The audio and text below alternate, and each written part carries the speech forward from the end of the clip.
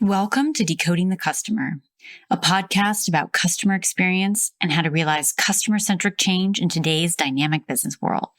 I'm Julia Ahlfeldt, certified customer experience professional, business advisor, and your host as we explore topics, trends, and best practices that are enabling brands to thrive in the age of the customer. Thank you for tuning in. If this is your first time listening, welcome. If you're a regular listener, thank you, and it's great to have you back. This is episode 34, the first of 4 weekly episodes for the month of April. This month, I'm going to be exploring what it takes for an organization to deliver great customer experience and thrive even amid a challenging business environment.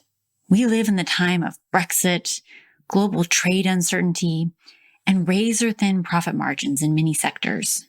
While customer experience teams may be busily working away to help their organization become more customer-centric, we can't lose sight of what's going on in the marketplace. These external pressures create the context for business decisions. Customer experience teams need to be on the forefront of things like customer experience innovation, while also remaining sensitive to the challenges that external political or economic uncertainty might mean for business strategy and planning. It might be more difficult to champion the customer mandate when a business feels like it's in crisis mode or on the brink of disruption. But this is when customer experience teams can be even more valuable to their organizations. So, in the month of April, I'm going to be exploring just how to do that. To kick things off, I have an interview with Ilenia Vidili. Ilenia is the founder of Smarter Crew, an organization that helps brands leverage customer experience as a competitive advantage. As such, she needs to stay on top of consumer trends. During our conversation, Ilenia shares her insight on personalization, mobile experience, predictive analytics, artificial intelligence, and cracking the code on what millennial consumers really want. If you're interested in learning more about the consumer trends that are redefining customer experience and to learn from some inspiring examples of how companies are responding, then stay tuned.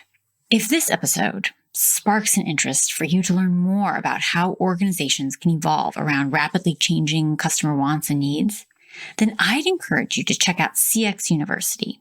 CX University has long been a supporter of the customer experience profession, and I'm proud to have them on board as sponsors of this episode.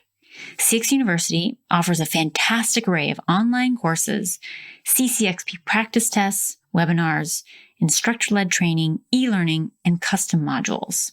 CX University is a CXPA accredited resource and training provider, meaning that their materials have been reviewed and vetted by the Customer Experience Professionals Association for alignment to the 6 core competencies that are in the CCXP exam. And CX University also provides the option to earn 6 U.S. college credits through their courses. They have a flexible and affordable monthly subscription model and have offered an exclusive discount to listeners of this show. Listeners of this podcast can use the code podcast10 to get 10% off your first month subscription. So thank you to CX University for your support. And with that, let's dive into today's show.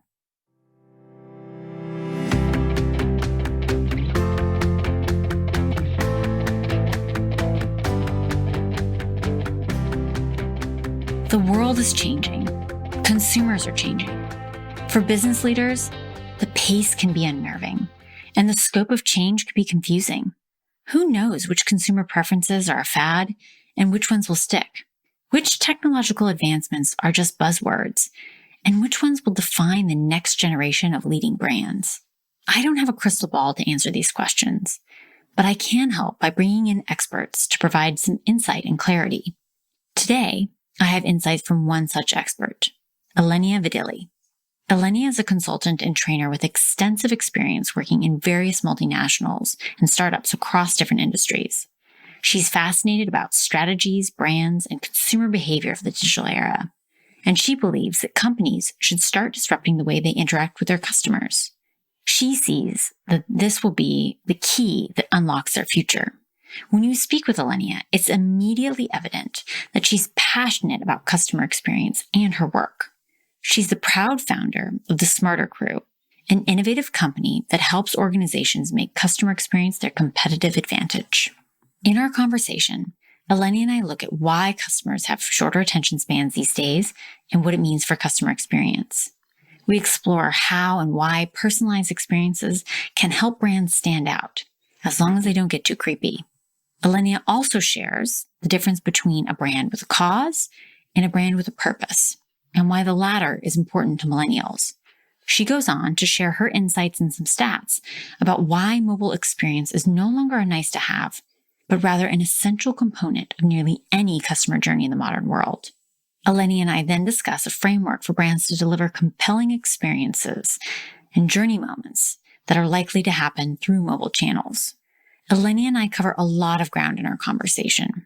So for more information about this episode, including a summary of the key points covered in our conversation and links to learn more about her work, be sure to check out my website, julia-ahlfeldt.com or decodingthecustomer.com, where you can also check out previous episodes or subscribe to the show. Ilenia, thank you so much for joining me today on Decoding the Customer. It's great to have you here. Thank you so much for having me, Julia. So excited to dig into the topics surrounding what's changed with consumer trends and how this has impacted customer experience. We know that technology has really changed the way that consumers interact, research, and buy things. The consumer landscape today looks totally different than it did 15 or 20 years ago. Which technological innovations do you think have had the most profound impact on this? This is a very interesting topic, Julia. So I was thinking about it yesterday evening, actually. I was listening to a Ray Charles vinyl record, one of my favorite jazz artists, by the way. And my little sister would even ask me, what is a vinyl record? So I started explaining to her. And as I started explaining to her what it was, I went through the way the music industry has changed over the years. If you remember, we used to listen to records and then cassettes and then CDs. And then the MP3 and the music services came along in the 1990s, right? And we pretty much listened to music as a way of not listening to a song or an album anymore, but as a way of an entertainment and a social landscape today, right? So there has been this significant shift where the software world has changed the music industry from product-based to service-based. So most importantly, the way we listen to music. Today is all digitized and we carry it everywhere with us in our smartphones. So yesterday, I went on this music journey thinking about how the music industry changed over the past 20 years. And then I started thinking that the appearance of the smartphones and the social networking apps has transformed how people keep in touch with family and friends. And also Amazon and other e-commerce sites have revolutionized completely how people do their shopping, right? So there has been an incredible change that keeps companies on their toes. And of course, the pace in which technology is shaping our customer behavior is so fast and it's quite dangerous for companies, isn't it? Yeah, absolutely. It's turbocharged the pace of change for sure. How do you think that this has changed experiences? Last week, a customer mentioned that it's been very hard for them to be listened, heard, and noticed by their customers. And they couldn't quite understand the reason behind it. So of course, we investigated what could the reason be. And in all honesty, it's not just entirely their fault. It's mainly due to the fact that since the exponential growth of the internet and the shift towards the digital era became unavoidable, the available content today grew exponentially, and therefore people's attitude to content discovery radically changed. So what does it mean?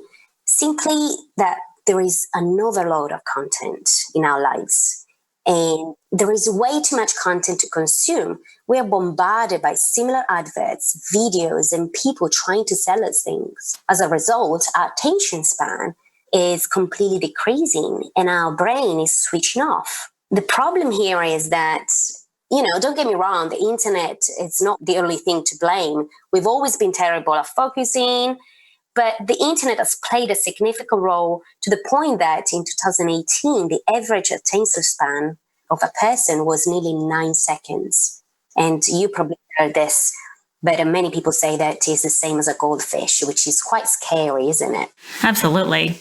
But unfortunately, there is not much to do with this, and it would be wonderful to be able to go back to our 20-second attention span average that we used to have back in 2000. But it's not that easy. What does it mean for businesses? It's basically all in our hands to make our content compelling content that stands out in our niche. One very important aspect of every piece of content that we put out there is the need for personalization. I know it sounds a bit cliche, but it's actually crucial. With so many products being produced today, personalization has become a huge determinant of the nature of a customer experience. A very important point is highlighted by a study of the University of Texas that says that we prefer personalized experience because personalization helps reducing our perception of information overload.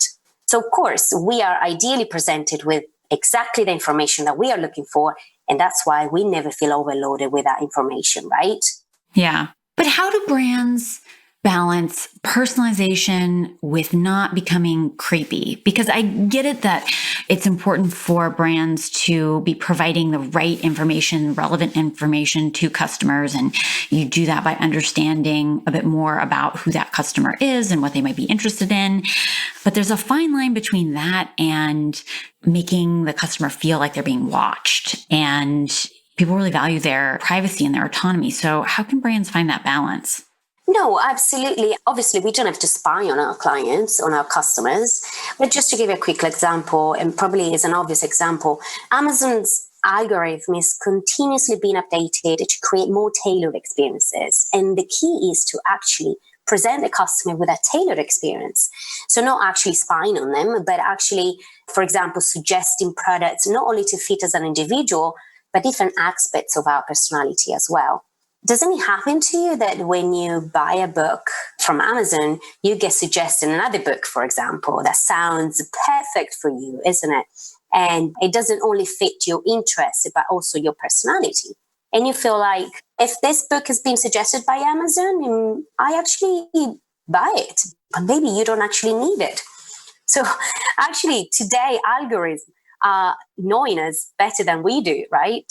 It's a bit scary, but let's not forget that humans, we crave to feel important, to feel remembered, and to see our name on things, and to feel special. Today, companies that actually do it are those companies that will win. I think it's important, though, for businesses to take the right information when they do this. And there are many times that I've seen personalization go wrong. So, for example, I was doing a workshop last year and I was doing a case study example on USAA, which is a financial services company in the US that serves the veteran population or people who serve in the armed forces.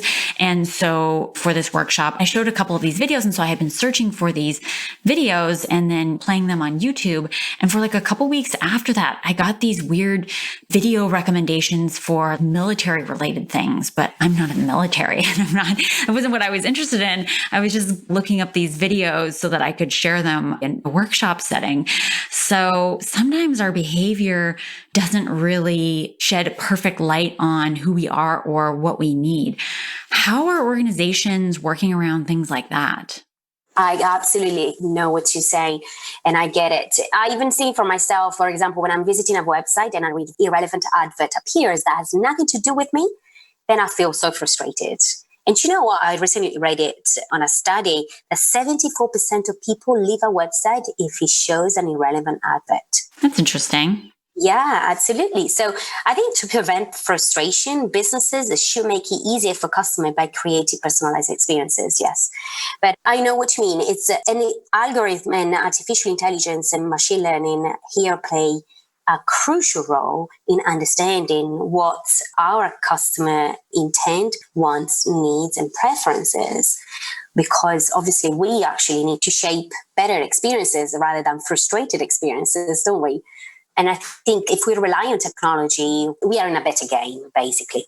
I would also imagine that personalization has impacted the trust that consumers have in brands. Is that something that's evolved? Oh, yes, absolutely. So this is mainly linked to the new generation of the millennials.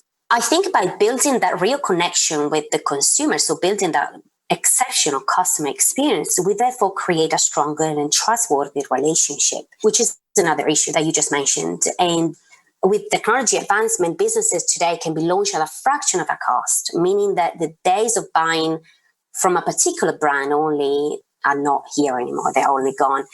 There is a lot of competition out there, meaning that many consumers are basing their buying decision on the level of trust that they have on a company. And I'm saying this because a lot of companies don't actually see the value in actually asking their customers if what they want and what they need, which, it sounds a bit cliche, but actually is really, really important. Because I think as a business, we actually have to stand in our customer shoes. So looking at the core of the business with an outside perspective and thinking as if we are the customers. Is this the experience that we want if we were the customers? Maybe not. So great, time to take action and change. And I was reading a report from Scene the other day, which says that customers are 62% more willing to buy from a company that asks their opinion. And more than half will buy from them because it actually builds connection. And building connection, as I said earlier, it builds trust with a company. So this is a simple thing that every company can do, right? And imagine how great it will be if we understand what's relevant to our customers even before asking them. It will be even better for our customers, wouldn't it? Absolutely. I think another issue that we are facing today with the advancement in technology that is changing consumer behavior is that as we are constantly connected to instant feeds and live updates and messages, this has effectively sped up the time consumers expect brands to reply to a message. So basically, consumers, we live in an always-on culture, which means that consumers today now expect a company and a service to be on 24/7 or as close as possible. And our mobile-focused culture and this always-on culture has taught customers to be expecting our website to be mobile-friendly, from the customer service to the mobile shopping experience, and to be there all the time. And obviously, this increasingly use of social media has empowered customers, meaning that they know if they complain publicly, they'll get a better and quicker response. What does it mean for us, for businesses, that we should be listening more? So monitoring any mention, and we have to be ready to respond as expected. So there has been an exponential expectation increase by the consumer, but there is no reason why brands can meet those expectations, right? Especially with the technology available today. I think a good starting point is to be there as much as we can. Is there any sign of this slowing? So this idea that customer expectations are on the rise, is something that we hear as customer experience professionals. It's something that concerns companies because if the bar continues to be raised, then what am I really working for if I'm not going to see results? I think it can be very frustrating. So are there any signs of a slowing of the increase in customer expectations, or do we just expect these to continue to rise exponentially? Unfortunately, I don't think there will be any decrease because customer expectation, they will increase as much as technology advances. So the more the smartphone advances, the more the consumer expects more, basically. It sounds very scary, but let's not forget that technology advancement is there to help us out on this. It's already out there. It's already working. And I think predictive intelligence here is an important role that plays in the customer experience and plays in the customer expectations management as well. So I mentioned earlier that the creation of compelling and personalized content is critical for companies, but unfortunately, it doesn't just stop there, right? Companies need to listen more to their customers. And I don't mean in terms of just replying to social media mentions and complaints, which is, of course, very important too. But in terms of listening what the customer wants and needs, so being more agile in actually listening to customer data, insights, which can predict what customer may want in the future. So again, I mean, it's not just understanding, okay, what do you want today, but it's actually what might you want tomorrow. And this can be done with predictive analytics, which is largely what makes Amazon, Sephora, and many other brands very successful in their understanding what our preferences are. Do you see organizations using predictive analytics beyond just content and product recommendations? Do you see organizations leveraging predictive analytics to understand customers' wants and needs and then turn those into product innovation, experience innovation, changing the way they do business? Absolutely, yes. There are so many companies today using machine learning and artificial intelligence and predictive intelligence to shape the better customer experiences. And they are actually working. For example, there is an app by Sephora, which you've probably seen. I've seen this app. I played around with it a little bit. If listeners out there are makeup fans and looking for some way to spend a couple hours on a Saturday, this is a pretty quick way to do it. It's a fun app. You can virtually try on different types of makeup and it recommends different styles and looks, and you can try these things and then you can share them on social media. It's a really fun and engaging app that integrates augmented reality. It's quite innovative. Very innovative. And let's not forget, because from the customer side, we only see like a little sort of interesting app, right? An engaging app. But from the business side, they are actually gathering information about the customer. And with the facial recognition as well, facial recognition can actually see the customer emotion. So by understanding the customer emotion, they actually understand what that customer particularly likes and storing that data insights to not actually sell more, but to customize future experiences. Just an example, by facial recognition now, it's available out there and the cost is decreasing as well. So it's an opportunity that every business can have. I think it's just a matter of innovating as well as using that technology. And there's probably interesting applications for facial recognition in an omnichannel experience, because if you're recognizing a customer's face through an app, you could then possibly use that same information to recognize when that customer enters the store too. I don't actually know if the technology is there yet, but I'm sure that companies like Sephora are probably thinking about how do they connect those experiences. There is a whole world around facial recognition and AI and machine learning. It's a very interesting topic that obviously opens up a whole chapter. I worked in facial recognition years ago. It was actually my first job with the NEC Corporation. And at that point, I didn't actually know much about facial recognition. It to me was like a weird software out there. And I never thought it would actually take off. But it did. And now it's massive. Yeah, it's huge. A massive market. Yeah, it's a huge market. And I think with the millennial generation now, I think the companies are trying to understand the younger generation. So let's talk about millennials a little bit. It's important, I think, not to regard millennials as a segment. They're a generation. There are lots of customer segments within the millennial generation. So we need to be careful not to put all millennials into one box. But that said, there are some broad general differences and themes that we can look at between different generations.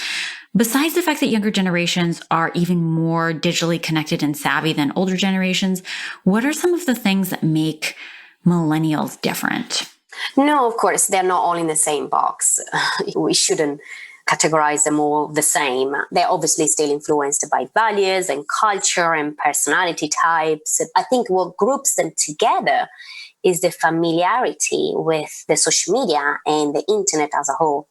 So what do they want? Millennials want the truth. And that's basically the thing that actually groups them together, as well as the technological side. So I think companies have played too much with the marketing and sales messages, and the millennial generation don't believe in pushy messages anymore, pushy and sales messages anymore. In fact, one of the aspects of the millennial generation is that they listen more to strangers on social media than adverts when it comes to having to make a purchasing decision. According to Forbes, and this is something that I read a few weeks ago, and it was really interesting when I was doing a documentary about millennials, we are 4 times more likely to use Facebook and Instagram to discover new products, while 50% of baby boomers, for example, find new products outside a brick and mortar store. You were saying earlier that millennials are looking for honest brands and they want the truth. One of the things that we also hear about millennials is that they're looking for brands with a cause. Do you see that in your work also? Yes, absolutely. I would actually correct you here because I think millennials can sniff it in a second when it's a brand that has a cause just for selling purposes, because there are loads of brands like that. But actually, they're looking for brands with a purpose, basically. It's not so common to see a brand with a purpose. Basically, millennials would ask themselves, why do I have to buy from you? What do you give back to me and to the community and to the society? And I'm not talking in terms of a tangible product, but we particularly like brands which reflect a fundamental attitude. So a profound reason for being, a positive change that we want to see in the world. And there is a huge difference here between cause marketing, which relies on corporate giving, as you know, and purpose that lies at the heart of the entire business model. So I just want to mention Warby Parker, the retail that produces eyewear, has distributed over 1 million pair of glasses all over the world in developing countries with their 1-for-1 model, which is a very easy model, and basically they sell one and they give one to people in need. And I'm not saying that all companies should have the same model, but we are actually making an impact to the world.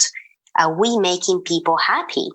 And it's so right when they say that their glasses are a tool for empowerment to children in the classroom, people in the rice fields, in front of sewing machine. The beauty is not in the product, but in the purpose behind it. So millennials like that, they believe that a brand should give back to the society.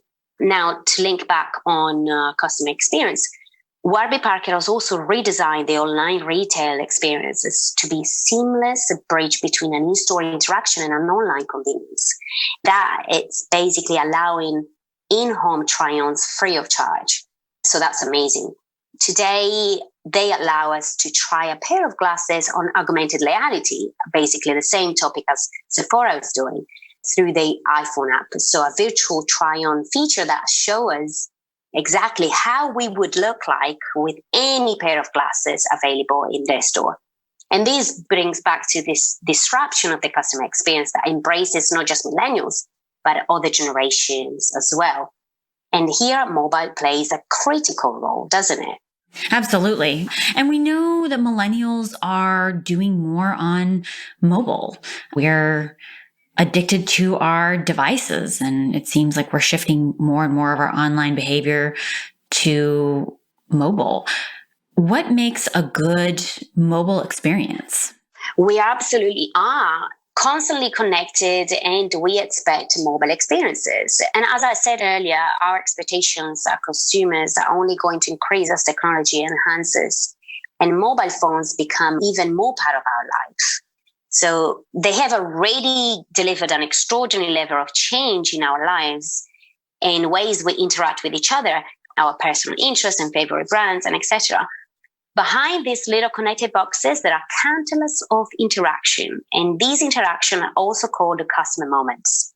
And more precisely, are moments when our customers turn to the nearest device, which is usually their smartphone, to search, do, and look for something. And Google has researched this very well. On a study and a research they did a couple of years ago, these moments are called Micromoments and are loaded with intent, context, and immediacy. They call them I want to know moments, I want to go, I want to buy, and I want to do moments.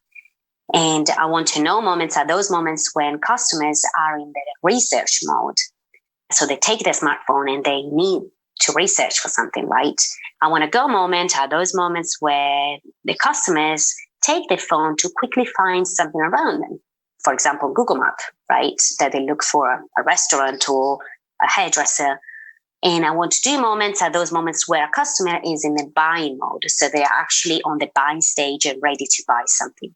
And I want to do moments are when we turn to the YouTube channel and they're trying to do something. For example, most of searchers start with how to paint a wall, how to make a cake or something like that. What we can say about this is that the whole customer journey has now moved to mobile and pretty much going that route. So consider that according to this Google research that I'm talking about, 82% of smartphone users say that they consult their phone on purchases that they're about to make in store.